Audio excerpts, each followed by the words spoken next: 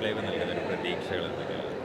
അല്ല, ഒരു cinema policy കൊണ്ടുവരാണ്. ഇപ്പോൾ മലയാള സിനിമ പ്രതിനിധീകരിക്കുന്ന പ്രശ്നങ്ങളെ ചർച്ച ചെയ്യാനാണല്ലോ ഇപ്പോൾ എല്ലാവരെയും വിളിച്ചിരിക്കുന്നത്. അതാണ് മന്ത്രി പറഞ്ഞത്.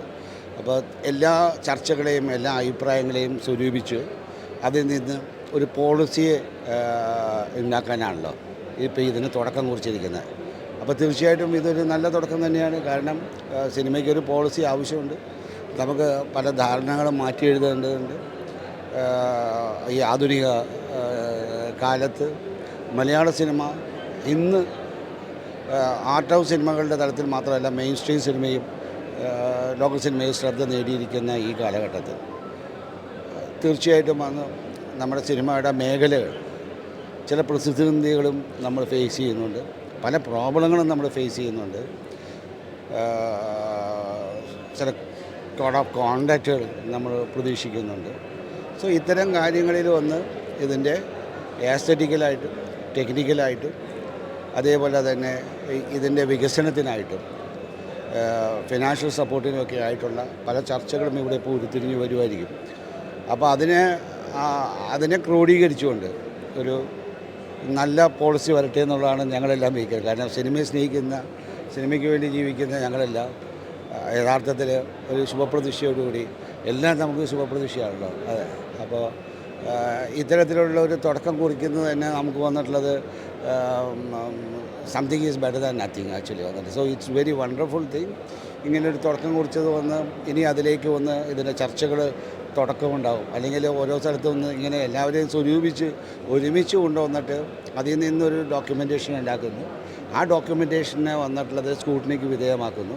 അതിൽ നിന്ന് ചില കാര്യങ്ങളെ വന്നിട്ട് പിന്നീട് സാംശീകരിച്ച് അതും നമ്മൾ ജനമധ്യാകെ അല്ലെങ്കിൽ നിയമസഭയിലോ എനിക്കറിയില്ല എവിടെയാണോ അതിനൊരു പോളിസി ഉണ്ടാക്കുന്നതിന് മുമ്പ് ആ പോളിസി കമ്മിറ്റിയുടെ മുമ്പിലേക്ക് ഇത് എത്തിക്കുന്നു. അവിടെ ഇത് ചർച്ചയ്ക്ക് വിധേയമാകുന്നു. അതിനുശേഷം പിന്നെ അടുത്ത സ്റ്റെപ്പ് എന്താണോ അത് നമ്മൾ വെയിറ്റ് ചെയ്യണം. അപ്പോൾ അതിലൂടെ ഒരു നല്ല ശുഭപ്രതീക്ഷയുള്ളതോടുകൂടി നമ്മൾ വെയിറ്റ് ചെയ്യുക. We wait for hope best actually. And നല്ലൊരു പോളിസി ഉണ്ടാവട്ടെ എന്ന് ഞാൻ ആശംസിക്കുന്നു. കാരണം ഇത്തരമുള്ള ചർച്ചകളിലൂടെ ഇപ്പോൾ ആധുനിക കാലത്ത് സിനിമ എവിടെ നിൽക്കുന്നു, ഇപ്പോൾ എയുടെ ഒരു കടന്നുകയറ്റമുണ്ട്. അപ്പോൾ വാട്ട് ഈസ് എത്തിക്കലായി ഇതിനെക്കുറിച്ചെല്ലാം ഒരു പഠനം ആവശ്യമാണ്. എൻ്റെ ഒരു വ്യക്തിപരമായ ഇതിനകത്ത് ഞാൻ കാണുന്നത് യഥാർത്ഥത്തിൽ നമ്മൾ സിനിമാ പഠനം മെയിൻ സ്ട്രീം സിനിമയായിട്ട് ഒരുപാട് കണക്ട് ചെയ്യേണ്ടിയിരിക്കുന്നു. കാരണം ഒരു കാലത്ത് വന്നിട്ട് പാരലൽ സിനിമ അല്ലെങ്കിൽ നമ്മൾ പറയുന്ന ആർട്ട് ഹൗസ് സിനിമകൾ സിനിമയുടെ എസ്തെറ്റിക്സിന് വളരെയധികം ഊന്നൽ കൊടുത്തുകൊണ്ട് വളർന്നുകൊണ്ടിരിക്കുന്ന ഒരു കാലഘട്ടമായിരുന്നു. കാരണം 70കൾ തൊട്ട് നമുക്ക് ഫിലിം സൊസൈറ്റീസ് ഇവിടെയുണ്ട്. അപ്പോൾ അത് ഒരുപാട് സിനിമ ആസ്വാദന രീതിയിൽ തന്നെ ഒരുപാട് മാറ്റങ്ങൾ വരുത്തിയിട്ടുണ്ട്. വ്യത്യസ്തമായ സിനിമകളെ സ്വീകരിക്കാൻ നമ്മുടെ പ്രേക്ഷകരെ പഠിപ്പിച്ചിട്ടുണ്ട് ഈ ഫിലിം സൊസൈറ്റി മൂവ്മെൻറ്റ്. അതുകൊണ്ട് തന്നെ നമുക്ക് നമ്മുടെ ഫെസ്റ്റിവലിൽ വരുന്ന ഓരോ വർഷവും ഞാൻ ഫെസ്റ്റിവലിൻ്റെ ഭാഗമായിട്ടും വർക്ക് ചെയ്തിട്ടുണ്ട്, ഫെസ്റ്റിവലിലെ പാർട്ടിസിപ്പൻ്റായിട്ടും ഞാൻ വർക്ക് ചെയ്തിട്ടുണ്ട്. എൻ്റെ ഫെസ്റ്റിവൽ ജേർണി നടക്കുന്നത് ഓൾമോസ്റ്റ് 78 ഏകദേശം 47-48 വർഷത്തോളമായി ഞാൻ എൻ്റെ ഈ ഇൻ്റർനാഷണൽ ഫിലിം ഫെസ്റ്റിവലിൽ എൻ്റെ ഒരു ആസ്വാദകനായിട്ട് ഒരു പ്രേക്ഷകനായിട്ട് നിൽക്കുന്നത്. ഞാൻ ഫെസ്റ്റിവലുകൾ കണ്ടക്ട് ചെയ്തുകൊണ്ട് എന്താണ് ഈ ഫെസ്റ്റിവലിൻ്റെ വന്നിട്ടുള്ള പ്രസക്തി എന്ന് എനിക്ക് നന്നായിട്ടറിയാം. ഇന്ന് ഒരുപാട് അവൈലബിലിറ്റി പല മാധ്യമങ്ങളിലൂടെ കിട്ടുന്നതുകൊണ്ട് അത് വ്യത്യസ്തതരമായ ഫെസ്റ്റിവൽ നമ്മൾ ഒന്ന് രൂപീകരിക്കേണ്ടിയിരിക്കുന്നു. അതുപോലെ ഇത്തരം പോളിസികൾ വരുന്നതോടുകൂടി സിനിമ മേഖലയിൽ ഒരുപാട് വ്യത്യാസം ഉണ്ടാകും. നമുക്ക് കിട്ടുന്ന പല പ്രതീക്ഷകളുണ്ട്. അപ്പോൾ ഏതെല്ലാം രീതിയിലൊരു നല്ല സിനിമയെ വളർത്താനായിട്ട് ഗവൺമെൻറ് ഇനി എന്തെല്ലാം അടുത്ത സ്റ്റെപ്പ് ചെയ്യും, മനസ്സിലായില്ലേ? സിനിമ എന്ന മാധ്യമത്തിനെ എങ്ങനെ അതിനെ ഉപയോഗിക്കാം, അതിൻ്റെ ആസ്തറ്റിക്സ്, അതിൻ്റെ ടെക്നിക്കൽ ആസ്പെക്ട്സ്, മനസ്സിലായില്ലേ? അതിൻ്റെ ലിറ്റററി ആസ്പെക്ട്സ് വരെയുണ്ട് സിനിമയിൽ. ഇതെല്ലാത്തിനെയും മനസ്സിലാക്കാനായിട്ടും അത് പഠിപ്പിക്കുന്നതിന് വേണ്ടിയിട്ടുള്ള ഒരു സിസ്റ്റം കൂടി ഇവിടെ ഉണ്ടാവേണ്ടിയിരിക്കുന്നു. അത് AI ബേസ്ഡ് ആയിട്ടുള്ള AI എങ്ങനെ AIയുടെ ടെക്നോളജിയുടെ വന്നിട്ടുള്ള ഇപ്പോൾ ഉള്ള മാറ്റങ്ങളെയും ഉൾക്കൊണ്ടുകൊണ്ട് വേണം നമുക്ക് മാറ്റാൻ. നമുക്ക് we can not deny technology, മനസ്സിലായി? We can not. It will come and it will rule every time. Digital വരുന്നതിന് മുമ്പ് അനലോഗ് സിനിമയായിരുന്നു. അന്ന് ഡിജിറ്റൽ വന്നപ്പോൾ എല്ലാവരും ആശങ്കയോട് നോക്കി. ഇന്ന് AI ഒരു കാലഘട്ടമാണ്. So we are actually fighting four actually hybrid AI film making ആണ് ഞങ്ങളുടെ കൺസെപ്റ്റ്. നമ്മൾ അതിനുവേണ്ടി ഒരു കമ്പനി തുടങ്ങിയിട്ടുണ്ട്. ഹൈബ്രിഡ് AI ഫിലിം മേക്കിംഗ് എന്ന് പറയുന്നത് AI assisted traditional film making ആണ്. അപ്പോൾ ട്രഡീഷണൽ ഫിലിം മേക്കിങ്ങിനോട് ഒരു AI വന്നിട്ടുള്ള ടെക്നോളജിയെ നമ്മൾ യൂസ് ചെയ്തിട്ടുള്ള ഒരു ഇൻകോപ്പറേറ്റ് ചെയ്തേക്കണ ഒരു മൂവ്മെൻറ്റാണ് നമ്മൾ ചെയ്തിരിക്കുന്നത്. കാരണം this is A transition period. അപ്പാടെ പെട്ടെന്ന് ഒരു ട്രഡീഷണൽ മെത്തേഡിനെ നമ്മൾ അപ്പാടെ തള്ളിക്കളഞ്ഞുകൊണ്ട് പോകാൻ പറ്റില്ല. It's like A relay, like a baton you are handling out. We are in the transition period of actually a traditional digital filmmaking, from traditional to digital filmmaking, that traditional digital filmmaking to AI filmmaking. So ഈ ട്രാൻസിഷനിൽ ഇതിലൂടെ ഈ AI ടെക്നോളജിയെ incorporate ചെയ്തതിന് ശേഷം അതിൻ്റെ സാധ്യതകളെ നമ്മൾ വന്ന് മനസ്സിലാക്കിയിട്ട് ഏതെല്ലാം രീതിയിലേക്ക് ഇതിനെ എക്സിസ്റ്റ് ചെയ്യാൻ സാധിക്കും, എക്സിസ്റ്റ് ചെയ്യാൻ സാധിക്കും. കാരണം ട്രഡീഷണൽ ഫിലിം മേക്കിങ്ങിൻ്റെ അതിൻ്റേതായുള്ളൊരു ബ്യൂട്ടിയുണ്ട്, അതിനകത്ത് ഒരു സൗന്ദര്യമുണ്ട് അതിനകത്തേക്ക്. കാരണം it's not everything is not digitally created, because there is more emotion with human being. So നമ്മുടെ ഇമോഷൻസിനെ എങ്ങനെ വന്നിട്ട് അത് ഇതിൽ ഉൾക്കൊള്ളിച്ചുകൊണ്ട് അതേ സമയത്ത് ടെക്നോളജിയെ എങ്ങനെ ഇൻകോപ്പറേറ്റ് ചെയ്തുകൊണ്ട് പോകുന്ന ഹൈബ്രിഡ് ഫിലിം മേക്കിംഗ്, അതാണ് ഞങ്ങളുടെ സിസ്റ്റം. ഡെഫിനറ്റായിട്ട് അതിലേക്ക് തന്നെയായിരിക്കും ഈ പോളിസിയിൽ വരുന്നതെന്ന് നമ്മൾ ആഗ്രഹിക്കുന്നു. അപ്പോൾ ഞാനിത് ലേറ്റായിട്ടാണ് ഇതിൽ വന്നത്, അതുകൊണ്ട് I could submit my paper and we will be submitting this type of paper in abroad. ഞങ്ങൾ വൈറ്റ് പേപ്പർ ഉണ്ടാക്കിയിട്ടുണ്ട് ഹൈബ്രിഡ് ഫിലിം മേക്കിങ്ങിനെ കുറിച്ചിട്ട്. നമ്മളൊരു സ്റ്റാർട്ടപ്പും തുടങ്ങിയിട്ടുണ്ട്. And we are also discussing with the startup mission to provide us all the support. This is going to be a first AI hybrid film making. അതിന് നമ്മളൊരു film launch ചെയ്തിട്ടുണ്ട്. ശ്രീ മോഹൻലാൽ ചെയർമാനായിട്ടുള്ള കൊച്ചി മെട്രോയുടെ first production actually വന്നിട്ട് will be an AI hybrid independent Malayalam cinema with a minimum budget with a high quality cinema. So like eradicating all that that minimum that all that waste thing in fact actually. So AI will give you lot of easiness over like from the film മേക്കിങ്ങിൻ്റെ pre production തൊട്ട് production തൊട്ട് post production തൊട്ട് distribution, marketing and exhibition, ഈ എല്ലാ മേഖലകളിലും നമുക്ക് AI use ചെയ്യാൻ സാധിക്കും. ലൈക്ക് ആൽഗോരിതം യൂസ് ചെയ്തിട്ട് ഏത് ഏരിയയിൽ എങ്ങനെയാണ് അവർ വന്നിട്ട് അതിനെ ആസ്വദിക്കുന്നത്. ഇപ്പോൾ മെയിൻ സ്ട്രീം സിനിമയിലും ഇത് ഉപയോഗിക്കാൻ സാധിക്കും. OTT പ്ലാറ്റ്ഫോമിലുള്ള സിനിമകളിലേക്ക് നമ്മുടെ മലയാളം സിനിമയ്ക്ക് ഇതിനകത്ത് കൊണ്ടുവരാൻ സാധിക്കും.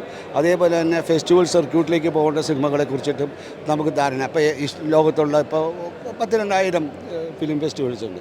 So you can identify in which festival actually will take the cinema with the help of AI algorithm, because every film festival has a policy. That policy actually വന്നിട്ടുള്ള അതിന് മുന്നിലിരുത്തിയിട്ടാണ് അത് ഫോക്കസ് ചെയ്യുന്ന സബ്ജക്റ്റ് അല്ലെങ്കിൽ ഫോക്കസ് ചെയ്യുന്ന vision അതിനോട് താരതമ്യപ്പെടുന്ന രീതിയിലുള്ള ഫിലിംസുകളെ അവർ സ്വീകരിക്കും. അപ്പോൾ നമ്മൾ ഒരു ഫിലിം ഫെസ്റ്റിവൽ സർക്യൂട്ട് OTTക്ക് അതിൻ്റേതായ ഒരു മാനദണ്ഡമുണ്ട്. ബിക്കോസ് അത് വീട്ടിലിരുന്ന് കാണുന്നതാണ്. തിയേറ്ററിന് അതിൻ്റേതായ ഒരു കൾച്ചറുണ്ട്. So that cultural psychology is going to play a big factor.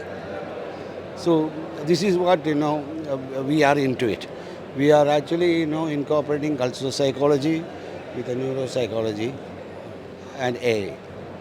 ഇപ്പോൾ AIയുടെ ഒരു പക്ഷേ ക്രിയേറ്ററിൻ്റെ ഒരു സ്വാതന്ത്ര്യത്തെ AI അപഹരിക്കുന്നില്ലേ? കാരണം ഇപ്പം നിലവിൽ ബോളിവുഡിലൊരു ഇഷ്യൂ ഉണ്ടായിരുന്നു. മറ്റേ രൺജാന എന്ന് പറഞ്ഞ സിനിമയുടെ ക്ലൈമാക്സ് ഒരു സാഡ് ക്ലൈമാക്സ് മാറ്റിയിട്ട് AI ഉപയോഗിച്ചൊരു ഹാപ്പി ക്ലൈമാക്സ് റീമേക്ക് ചെയ്തിട്ട് ആ സിനിമ വീണ്ടും റിലീസ് ചെയ്യുന്നു. അത് ബോളിവുഡിലൊരു സംസാര വിഷയമായിരുന്നു, ധനുഷ് നായകനായ സിനിമയുടെ. അപ്പോൾ ആ ഡയറക്ടറിൻ്റെ കൺസെൻറ്റ് ഇല്ലാതെയാണ് നിർമ്മാതാക്കൾ ഈ സിനിമ AI ഉപയോഗിച്ച് ക്ലൈമാക്സ് റീഷൂട്ട് ചെയ്ത് ഫുൾ AI ആണ് ഉപയോഗിച്ചിരിക്കുന്നത്. അതായത് ക്രിയേറ്ററിൻ്റെ ഒരു കൺസെൻറ്റ് ഇല്ലാതെ AI ഉപയോഗിച്ച് സിനിമയെ ഇങ്ങനെ മാറ്റാൻ സാധിക്കത്തില്ല. അതായത് നിർമ്മാതാക്കൾക്ക് ഒരു ഡയറക്ടറിൻ്റെ ഫ്രീഡത്തിലേക്ക് AI ഉപയോഗിച്ച് ഇങ്ങനെ കടന്നു കയറാം, അങ്ങനത്തെ ഉള്ള. ഞാനൊരു കാര്യം ചോദിച്ചോട്ടെ. when technology come forward, okay, lot of experiment will be done. Is inevitable. അത് ഭയങ്കര പ്രശ്നമാണ്. അത് നമ്മളെക്കാൾ തടുക്കാൻ പറ്റില്ല. ഇപ്പോൾ ഞാനൊരു കാര്യം ഉദാഹരണം ചോദിച്ചോട്ടെ. എത്ര പഴയ പാട്ടുകൾ ഇവിടെ റീമിക്സ് ചെയ്തിട്ടുണ്ട്? സെയിം അല്ലേ? ആണോ? കോമ്പോസിഷൻ മാറുവാണോ? ആ കോമ്പോസിഷൻ അന്ന് ഉണ്ടാക്കിയ പാട്ടുകൾ ഉണ്ടാക്കിയ മ്യൂസിക് ഡയറക്ടേഴ്സ് ഇന്നില്ല. പക്ഷേ ആ പാട്ടുകളെ റീമിക്സ് ചെയ്ത് റീവർക്ക് ചെയ്യുന്നത് ഇവിടെ നിങ്ങൾ ആസ്വദിക്കുന്നുണ്ടോ? അപ്പോൾ പിന്നെ അത് അതിൻ്റേതായ ആ റീവർക്കിന് നമ്മൾ വന്നിരിക്കുന്നത് ആ ഡയറക്ടറുടെ പടം അവിടെ നിലനിൽക്കുക തന്നെയാണ്. അതിനെ റീവർക്ക് ചെയ്ത ഒരു സാധനത്തിനെ ഒരുത്തം കൊണ്ടുവരുന്നത്. അതിന് ഇവന് അതിൻ്റേതായിട്ടുള്ള റൈറ്റ് ഉണ്ടെങ്കിൽ ഇവൻ അതിനെ തടയാൻ പറ്റും. അല്ല, ഇവൻ അതിനെ സ്വീകരിക്കുകയാണ്. Okay, let them actually play with my എത്രയോ പേരുടെ വന്നിട്ടുള്ള ഇൻ്റർനാഷണൽ മ്യൂസിക് ഇവിടെ വന്ന് റീമിക്സ് ചെയ്തിട്ടുണ്ട് ഇല്ലേ? അപ്പോൾ പിന്നെ അതിനകത്ത് നിങ്ങൾ എന്തെങ്കിലും തെറ്റ് കണ്ടിട്ടുണ്ടോ? സോ അതാ ഞാൻ പറഞ്ഞത്, ഈ ടെക്നോളജിയുടെ വരവ് നമ്മളിൽ ഒരുപാട് ക്രിയേറ്റീവ് ഇൻസ്പിറേഷൻ ഉണ്ടാവും. ലൈക്ക് നമ്മൾ എക്സ്പെരിമെൻറ്റ് ചെയ്യാൻ സാധിക്കും. നമ്മൾ ഇതുപോലെ എല്ലാം വന്നിട്ട് you see this as an experimental work and it will be actually position. ഇത് എയിൽ ചെയ്ത ഒരു റീവർക്കാണ് എന്ന് പൊസിഷൻ ചെയ്താണ് അവൻ കൊണ്ടുവരിക. മനസ്സിലായോ? So the audience is prepared to watch how did he do it and how did he use a technology. That's all. അത് അവൻ്റെ ആക്ച്വൽ ക്രിയേഷൻ അവന് കാണണമെങ്കിൽ അവൻ്റെ ഒറിജിനൽ വെർഷനിലേക്ക് പോവുക. And this is actually incorporated rework film version അല്ലേ? അങ്ങനെയല്ലേ അതിനെ അറിയിക്കുക. That's all. കറക്റ്റാണോ? ആ. അപ്പോൾ സിനിമയെ കുറച്ചുകൂടെ ജനകീയവൽക്കരിക്കും എന്നാണോ കരുതുന്നത്? എനിക്ക് ആ വാക്കിൻ്റെ കറക്റ്റ് അർത്ഥം എന്തിനു ഉദ്ദേശിച്ച ആ ചോദ്യം എന്ന് പറഞ്ഞാൽ, നമ്മൾക്കിപ്പോൾ ഒരു സിനിമ നിർമ്മിക്കുക, ആ ഒരു പ്രോസസ്സിലേക്ക് കിടക്കുക എന്ന് പറയുന്നത് എല്ലാ ആൾക്കാർക്കും ചില സമയങ്ങളിൽ ആക്സസ് ചെയ്യാൻ പറ്റില്ല. അതായത് ഇപ്പോൾ ഒരു സ്റ്റോറി ബോർഡ് ക്രിയേറ്റ് ചെയ്യാൻ നമ്മളിപ്പം നമുക്കിപ്പോൾ ഒരു സ്ക്രിപ്റ്റ് എടുത്തിട്ട് സ്റ്റോറി ബോർഡ് കൊണ്ട് ക്രിയേറ്റ് ചെയ്യാൻ പറ്റും. അതിനിപ്പോൾ വേറൊരാളുടെ സഹായമോ അല്ലെങ്കിൽ അങ്ങനെ ഒരാളെ തപ്പിപ്പോകേണ്ടുന്നതായിട്ടുള്ള ആവശ്യകത വരുമ്പോഴത്തേക്ക് മാറുകയാണ്. നമ്മുടെ വർക്കിനെ ഉപയോഗിച്ച് നമുക്ക് തന്നെ സ്റ്റോറി ബോർഡാക്കി മാറ്റാൻ പറ്റും, അല്ലെങ്കിൽ സ്ക്രീൻ സ്പ്ലിറ്റ് ചെയ്യാൻ പറ്റും. അങ്ങനെ കുറച്ചുകൂടെ ഈസി ആക്കി മാറ്റുകയാണ് സിനിമയെ.